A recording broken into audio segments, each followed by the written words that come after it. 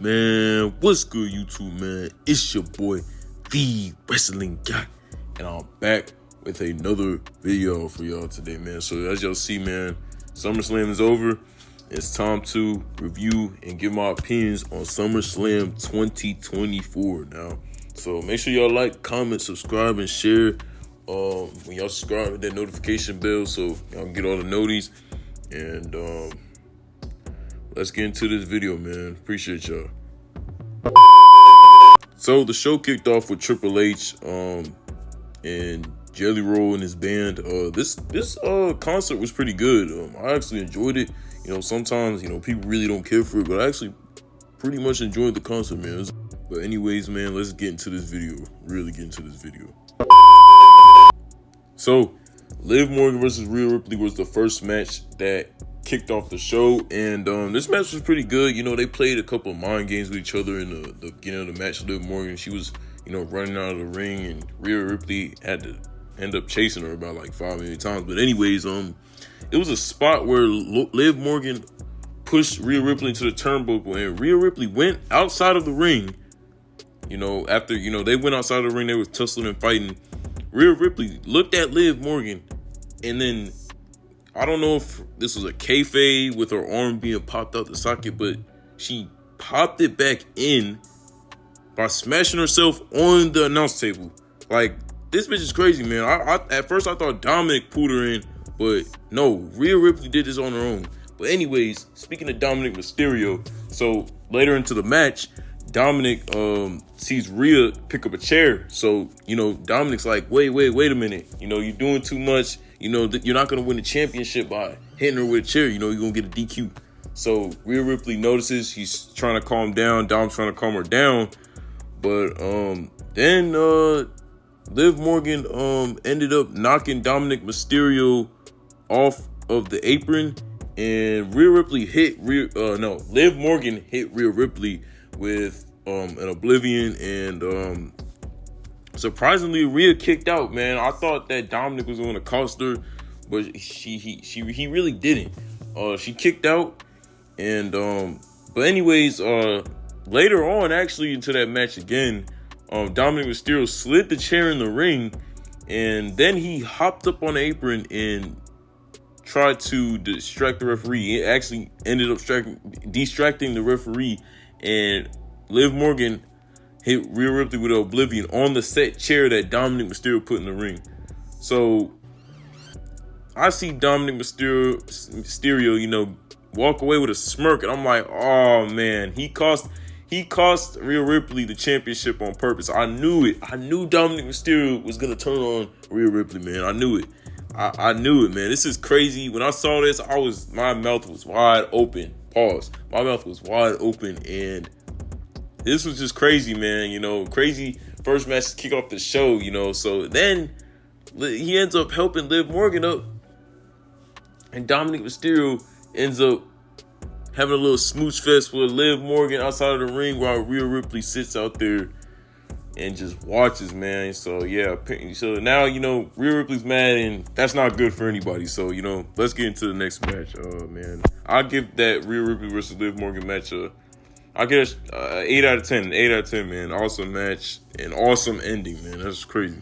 But anyways, then the next match, the IC Championship match, Braun Breaker versus Sami Zayn. This match was, you know, it was pretty normal. You know, they already had faced in a previous pay-per-view Money in the Bank. You know, Braun Breaker giving him the most devastating spear of all time. He ended up doing 2 spears, and Sami Zayn, man, he ended up losing. So Braun Breaker is your new Intercontinental Champion, man. I'm so happy. You know, I got up out of my sofa when he pinned Sami Zayn. I love Sami Zayn, but man, I got up out of my sofa and I was happy. I ain't gonna lie. So, you know, I can't wait to, you know, see what they do with Braun Breaker and, you know, him being the Intercontinental Champion, man. So speaking of mid-card championships, let's get into the next match. Logan Paul versus LA Knight. Yeah. So anyways, the entrances were pretty interesting. Logan Paul ended up coming out there, and there was like 2 security guards up front, and one of the security guards was like tall as fuck, man. And he was looking, and the security guard had some jeans on. So it's like, you know, what security guard gonna have some jeans on, some nice baggy jeans on, you know what I'm saying? So he looks in his MGK. MGK, you know, they walking down the arena, you know, I guess he's accompanying Logan Paul to the ring. And LA Knight comes out there. Matter of fact, LA Knight ended up smashing Logan Paul's prime bottle truck window. So that pretty much got Logan Paul pissed off, and LA Knight and Logan Paul ended up tussling before the match even started. So, but man, you gotta give credit when credit's due. Logan Paul is a phenomenal superstar, man. He's just great. You gotta give the credit. You gotta give credit to the guy. Like, Logan Paul be doing some crazy stuff, and it's like, for a person that's not really a wrestling, you know, he's not really a main show on the show all the time, he be putting on some great matches. So you got to give credit when credit is due. You know, Logan Paul, of course, was the highlight of this match. He did some crazy moonsault. Like, he jumped on the top, the third rope, and then did a 360 moonsault outside the ring to LA Knight. Like I said, man, you got to give credit to Logan Paul. You know, I know some people might think he's an asshole, but man, you got to give credit when credit's due. But anyways, so later into the match, you know, LA Knight ended up beating Logan Paul's goons, and then MGK comes in over the rope and gives him the brass knuckles, man. You already know that Logan Paul was going to use the brass knuckles. He uses them in every damn match. Logan Paul ended up using it on LA Knight. After he used it, he tried to do like a springboard clothesline, but LA Knight ended up recovering from the brass knuckle punch and gave him a BFT. And LA Knight is your new United States champion, man. So I'm so happy for the guy. You know, it's well deserved. He's been deserved a singles championship on the main roster. You know, shout out to the great one. If you guys know him, I watch his YouTube channel. He talks about wrestling content. He pointed this out where he said Triple H sometimes doesn't know when to capitalize on, you know, a superstar when they're hot. You know, LA Knight's still hot, but when he was really hot, that's when they should have capitalized. But, you know, like I said, I'm glad he won the U.S. Championship. Well deserved. And this match was pretty good. Logan Paul was the star of this match, but I'm glad LA Knight is our new United States champion. And I can't wait to see what they do with the guy, man, finally. So now, you know, we got this match, Nia Jax vs. Bayley, a match that nobody really cares for. I mean, we've seen this multiple times. This is basically like a main roster match. Yeah, this match wasn't bad, but anyways, later into the match, Tiffany ended up coming out. I don't think she's gonna cash in. I don't know if she came to cash in to, you know, actually cash in, or to distract Bayley so Nia Jax could win. But Bayley, she didn't let that happen anyway. She ended up knocking Tiffany Stratton off the apron, and Nia Jax ended up capitalizing off of that, crushed her, 1, 2, 3, and Nia Jax is your new WWE Women's Champion, man. This is crazy, man. This is crazy. I'd never think Nia Jax would be a champion again. I mean, I did predict that Nia would win, but I didn't think that, you know, she was going to be a champion again. You know, that was just my prediction. But anyways, we all know what the end game is here, man. Tiffany Stratton is obviously, you know, playing with Nia Jax's mind, and, you know, she got the briefcase right in hand. So we all know what the end game is here. Tiffany Stratton is going to cash in on Nia Jax, potentially win and betray Nia Jax. You know, we all know the end game. So let's get it on to the next match. So we got CM Punk versus Drew McIntyre, with Seth being the special guest referee. So, you know, Seth Rollins, you know, playing his little mind games. You know, any special guest referee playing their mind games, you know, letting them do stuff, not letting them do stuff, you know, arguing with them. But I want to talk about this. This match was basically CM Punk trying to, you know, get his revenge on Drew and trying to get his bracelet back. Now, remember I say that, trying to get his bracelet back. So, you know, anyways, like I said, you know, Seth Rollins playing his mind games. You know, they're arguing, and, you know, Seth is arguing with Drew and CM Punk. But as CM Punk and Seth are arguing, you know, Drew McIntyre ends up knocking over Seth Rollins and CM Punk. And after Drew McIntyre did that, Drew McIntyre tried to hit CM Punk with the Future Shock that put out CM Punk for months. You know, he injured him. He tried to put him out, but CM Punk ended up hitting Drew with the GTS, man. And, you know, Seth Rollins, you know, with the little referee, special gift referees, you know, him being kayfabe knocked out for a million damn years. He ends up coming in the ring, finally, after CM Punk's over there laid up on Drew for about 10 seconds. And Seth Rollins, you know, he's pinning. And CM Punk's like, man, why did it take you so long? Like, you messing with me? Like, come on, man. So they start arguing. And, you know, that ain't go good for Seth. So CM Punk ended up putting Seth to sleep, which was a bad idea, man. This was a bad idea because you know how Seth feels about CM Punk. So, you know, that was a bad idea. So, anyways, CM Punk, he ends up looking at Seth like, you know, he ends up, you know, while Seth is knocked out, he sees his bracelet and he puts it back on. But see, that ended up costing the match. Drew McIntyre ended up low blowing CM Punk because he was so worried about that damn bracelet, and then kicked his damn head off. And Drew McIntyre won the match, man. Seth Rollins woke up, gave Drew the 1, 2, 3 count, and Drew McIntyre picked up the win. So my prediction was wrong on this. I didn't think that it was going to be either winner. I thought it was going to turn into chaos, but I think this makes sense more than my prediction. But CM Punk got to win at the next pay-per-view, man. It's only right. So then we got this shit. I mean, Austin Theory and Grayson Waller ended up coming out there getting their ass whooped basically by Jelly Roll. Like, I mean, like, look, WWE's got to stop this, man. Like, not every celebrity has to come out there and give the beats to the damn superstars. Like, what is the point of that, man? Like, I mean, it's not doing anything for nobody. It's a waste of time. Nobody gives a shit. Like, let's be honest, bro. But let's move on to the next match. So then we got Damian Priest versus Gunther, man. Honestly, I was sleeping on this match. Even before this match even came about, I was sleeping on this match, man. This match was fantastic. Hard hitting. Man, I really thought Damian Priest was finna pass out on this match. But speaking of that, Finn Balor ended up coming out there, you know, to try to, I guess, pump up Damian Priest, you know, try to, like, you know, get him, you know, give him some motivation, as you would think, right? But anyways, Damian Priest ended up countering and gave Gunther South to Heaven's chokeslam.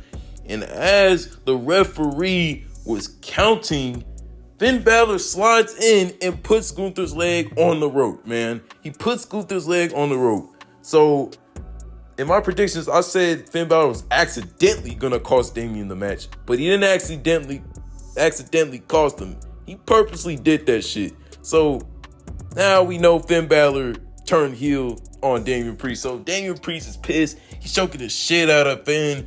Man, this is gonna be great, man. This is gonna be great. But anyways, Gunther ended up taking advantage of that and putting Damian Priest to sleep, man. And Finn Balor just watching as Damian Priest passes out, and Damian's looking at him like, you motherfucker, man. But anyways, Gunther is your new world heavyweight champion, man. Damian Priest's championship reign, it was okay. You know what I'm saying? It wasn't bad. But man, I can't wait. I can't wait for Gunther's world heavyweight championship reign, man. This is gonna be fantastic. Like, we already got a great IC title reign from him.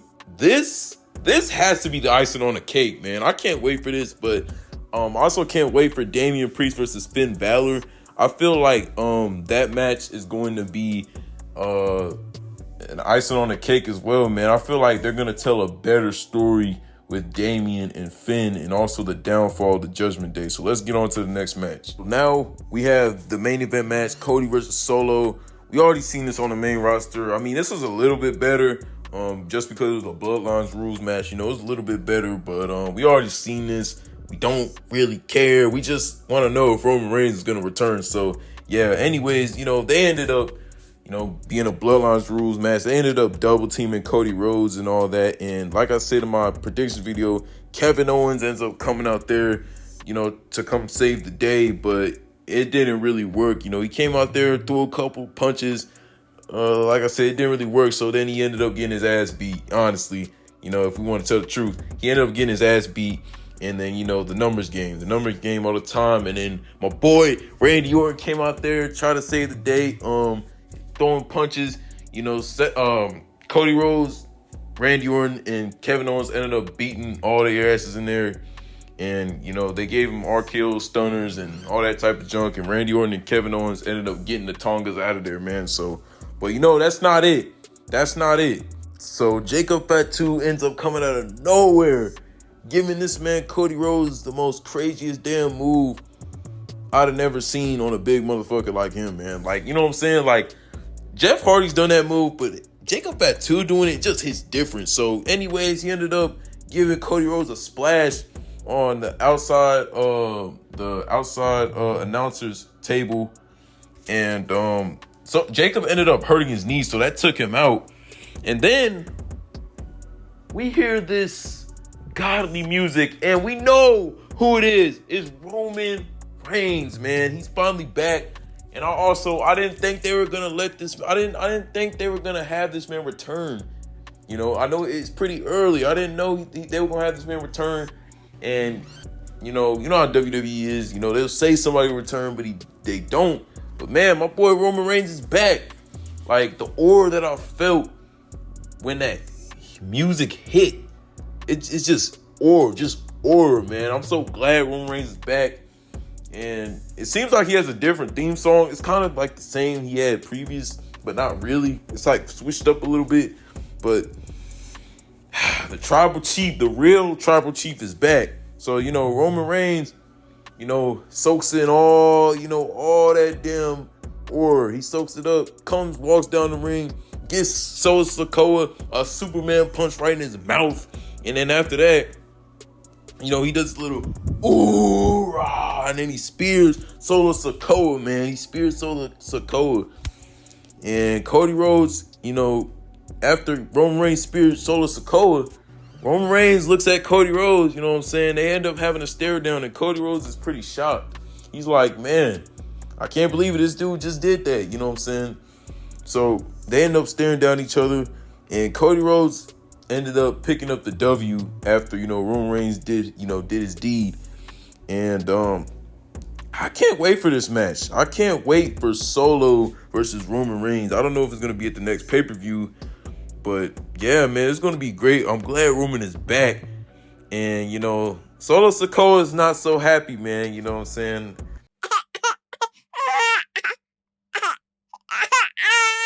So anyways, man, I can't wait to see what they do on SmackDown coming up this next week. This pay-per-view was great. I can't wait for Solo versus Roman Reigns. And, you know, I just know that Jay and Jimmy are going to return and help Roman. It's only right, man. It's only right. So, thank y'all for watching the video, man. We're on the road to 100 subscribers, man. Let me know what y'all think about this pay-per-view. And I'm out, man. Peace.